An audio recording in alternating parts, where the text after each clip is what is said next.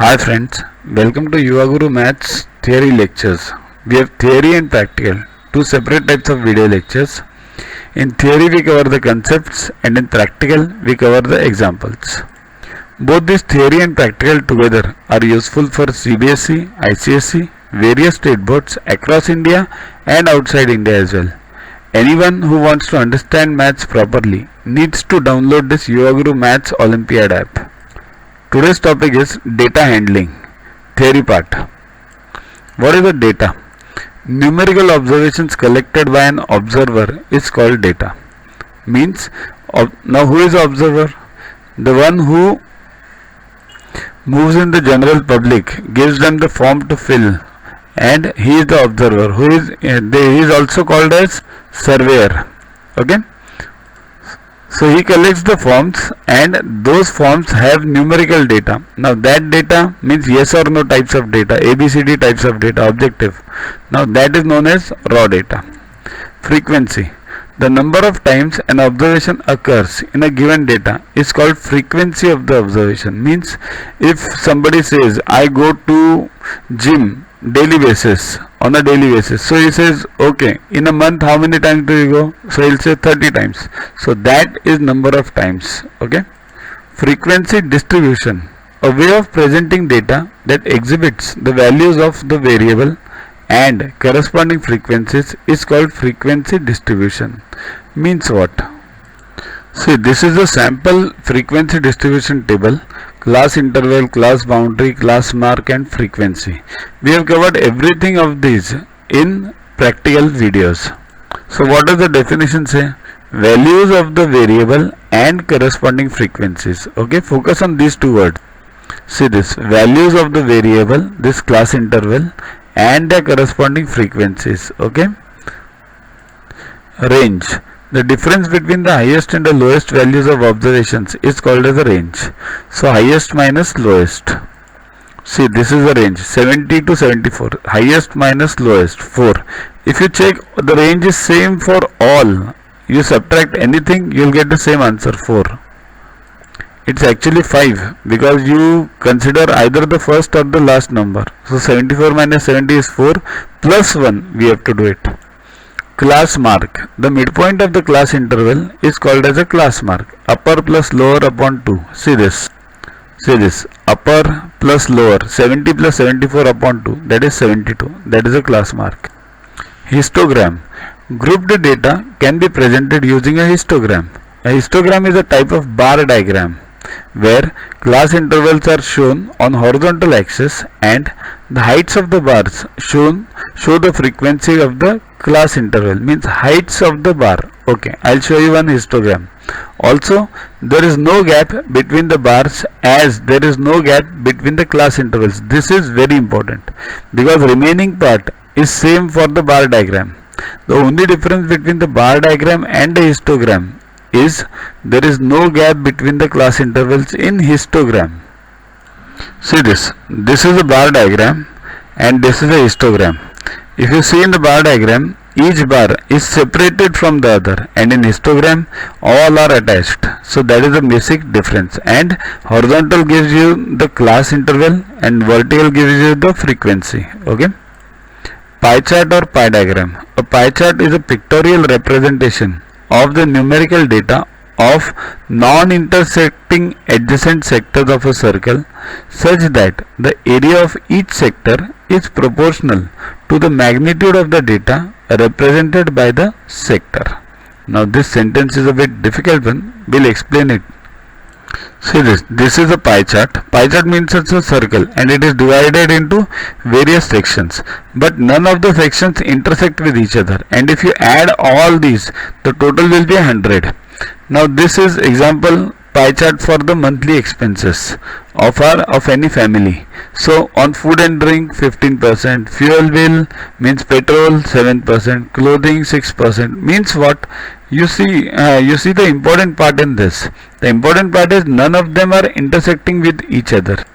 Area of each sector is proportional to the magnitude of the data. Means what?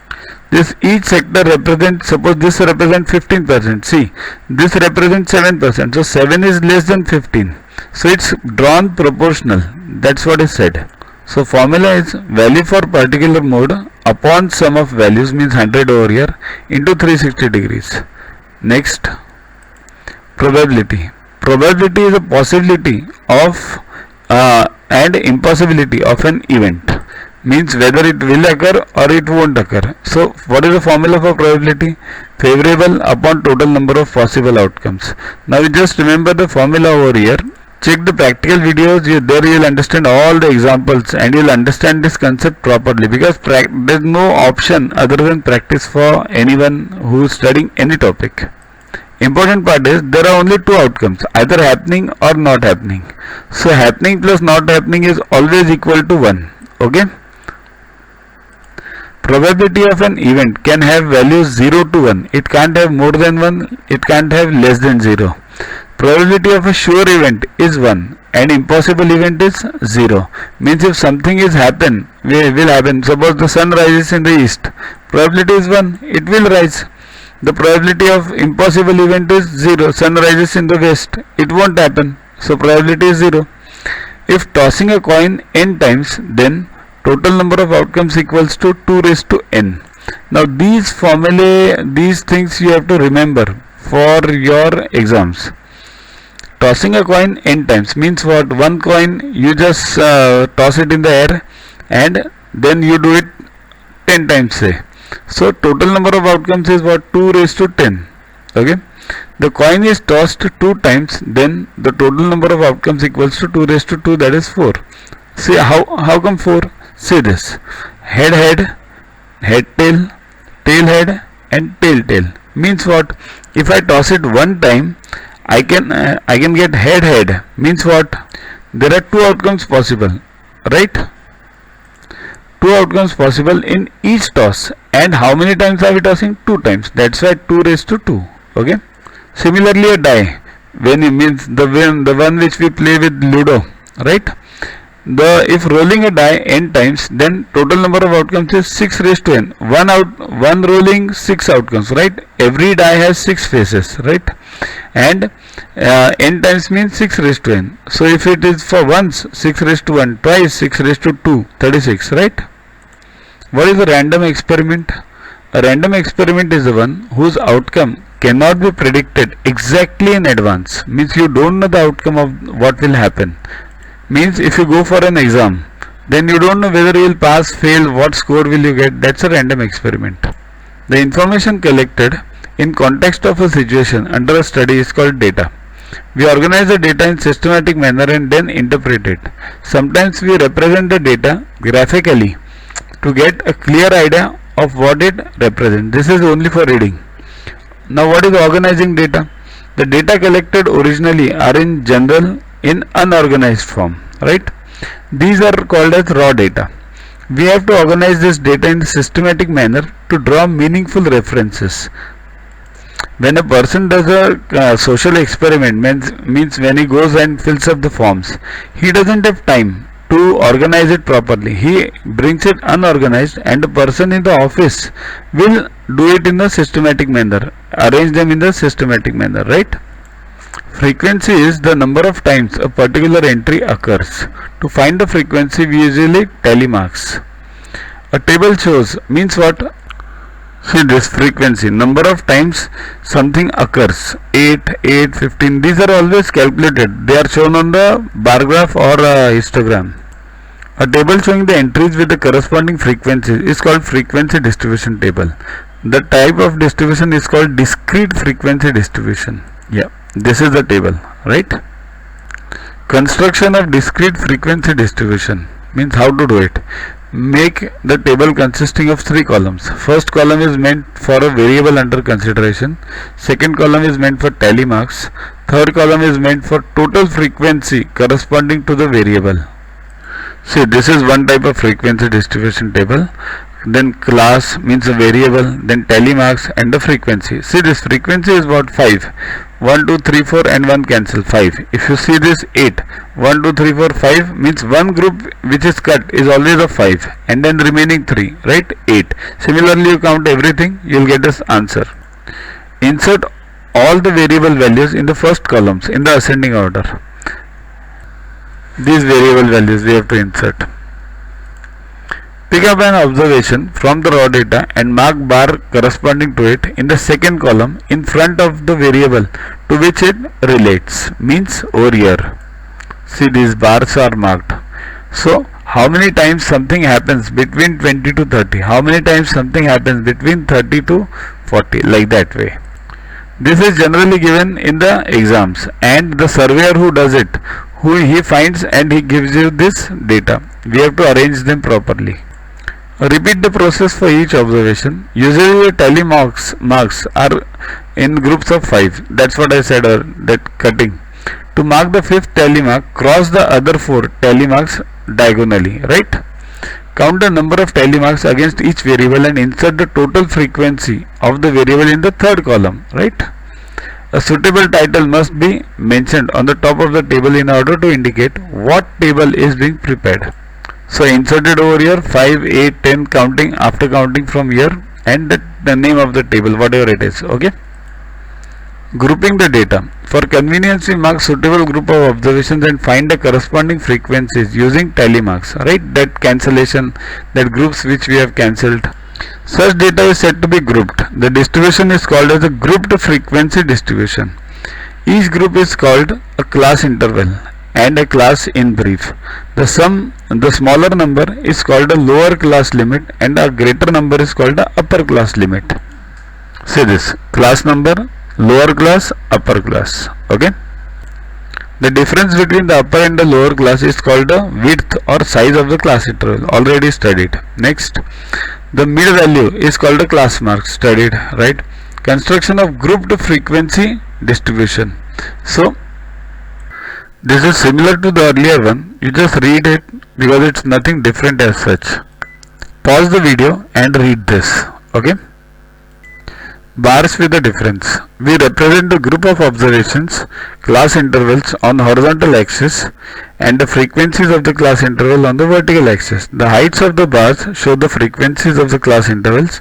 There is no gap between the bars, as there is no gap between the class intervals. This type of graphical representation is called as histogram. So bars with a difference means bar is different and histogram is a part of that bar. Okay. We have already seen this, histogram versus bar. How to draw a histogram? Take a graph paper, draw two perpendicular lines intersecting at O. One of these must be horizontal, other vertical. Name the horizontal as OX, vertical OY. That's simple.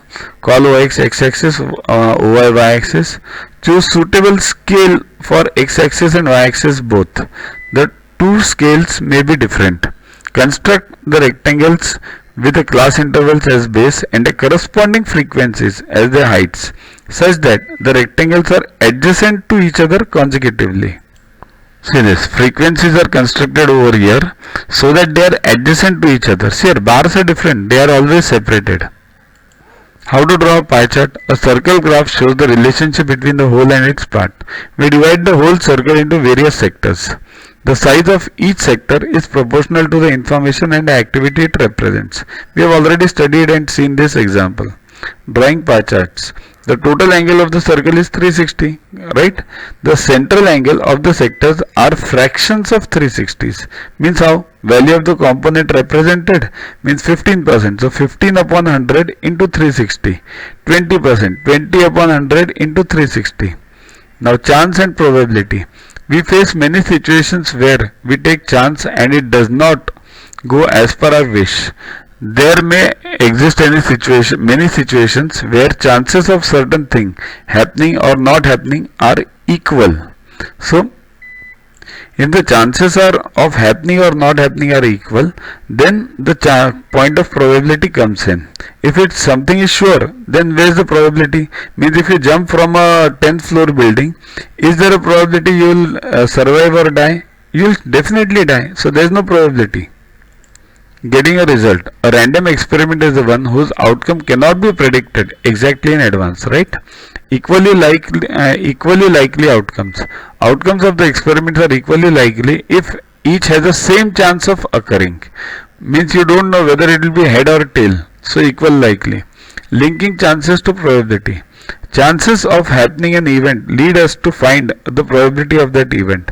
Of course, we have to take in account the total number of chances related to a particular event under consideration. So number of outcomes that to make that event and total number means favorable upon total number. For this, I'll always suggest you go for the practical videos. Outcomes or events. One or more outcomes of an experiment make an event.